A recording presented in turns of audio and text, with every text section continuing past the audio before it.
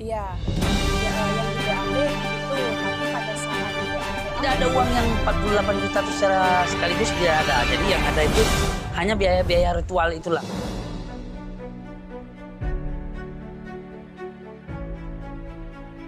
Siswanto warga desa Sidogede, Kecamatan Belitang, Kabupaten Oku Timur, ditangkap polisi atas dugaan telah melakukan tindak pidana penipuan.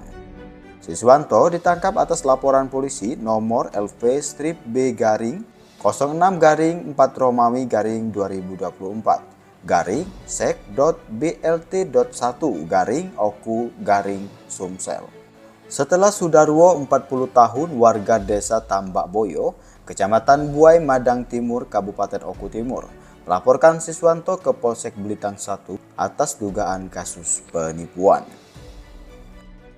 Usut punya usut, berdasarkan hasil investigasi tim jurnalis kami, Siswanto dan Sudarwo ini ternyata saling mengenal. Menurut pengakuan ayah Sudarwo atau pelapor, mereka membenarkan Siswanto dan Sudarwo tersebut selama ini memang melakukan ritual praktek penarikan uang goib, namun tak berhasil ujarnya. Sehingga menyebabkan Sudarwo anaknya mengalami kerugian 48 juta rupiah. Uang tersebut digunakan untuk proses ritual berlangsung selama 4 bulan lamanya, sehingga biaya ritual makin membengkak. Karena sudah tak miliki uang, Sudarwo menghentikan ritual penarikan uang goib tersebut.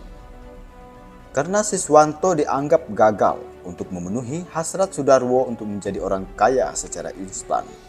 Lalu Sudarwo menuntut ganti rugi biaya ritual kepada Siswanto yang ia keluarkan selama ini. Sempat dilakukan mediasi di antara kedua belah pihak. Namun, karena Siswanto tak miliki uang, kasus tersebut dilaporkan ke ranah hukum. Menurut Yuyun 41 tahun, istri dari Siswanto atau pelapor, ia mengaku tidak tahu terkait kasus penggadaan uang tersebut. Menurut Yuyun, suaminya memang selama ini sering membantu atau mengobati orang sakit.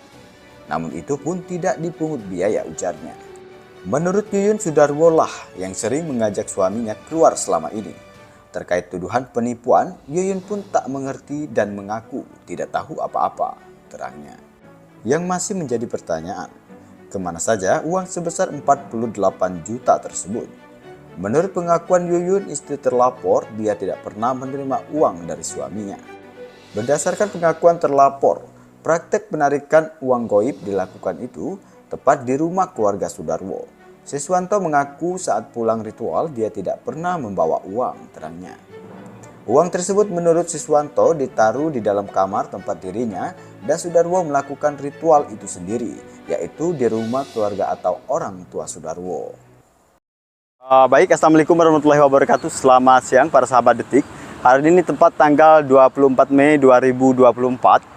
Hari ini kegiatan kita yaitu liputan khusus salah satu kasus penggandaan uang. Dikatakan tadi dari narasumber, salah satu warga Belitang ini terlampor sebagai kasus pidana seperti kasus penggandaan uang atau penarikan uang. Dan saat ini untuk lebih lanjut kita sudah berada di Polsek Belitang untuk menelusuri kasus ini. Untuk lebih lanjut para sahabat, kita wawancara langsung Kakanda Dian Burlean sebagai penasehat hukum terlapor ini. Kita hadir di Polsek Belitang 1 ya di Oku Timur ini untuk mendampingi masyarakat kecil yang dituduh penipuan. Tadi sudah dikasih, alhamdulillah kita sudah komunikasi bagus dengan Pak Kanitnya. Kita sudah ketemu dengan klien kita sudah bercerita jujur kepada kita bahwa dia tidak melakukan penipuan ataupun kegiatan-kegiatan yang menyimpang. Dia murni atas permintaan dari korban. Jadi minta, dan tidak ada uang yang 48 juta itu secara sekaligus tidak ada. Jadi yang ada itu hanya biaya-biaya ritual itulah. Nah, nggak tahu bagaimana sehingga ini bisa naik, kita juga belum tahu, kita belum pelajari berkasnya, nanti kita pelajari. Namun sekarang kita belum bisa, artinya mengambil langkah tindakan apa yang harus kita lakukan. Namun setidaknya langkah yang bisa kita ambil untuk sementara ini berupa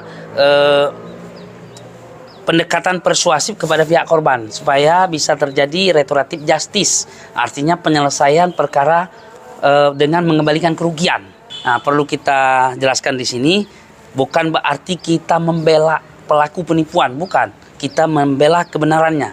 karena sejauh ini sebagai dalam kategori tersangka belum ada keputusan pengadilan, kita tetap menggunakan prinsip praduga tidak bersalah. Dan saat ini saya belum yakin apakah klien saya bersalah atau tidak, saya belum yakin karena kami baru dapat berkas, kami akan mempelajari. Gitu. Baru tahap 1, pelimpahan, pemberian berkas kepada Kejaksaan Hukum Timur. Nanti kalau ada petunjuk dari Kejaksaan, nanti akan dikembalikan berkasnya dengan namanya P19. Nah, tapi kalau sudah lengkap, langsung pelimpahan tahap 2. Nanti ditentukan hari dan tanggalnya. Gitu.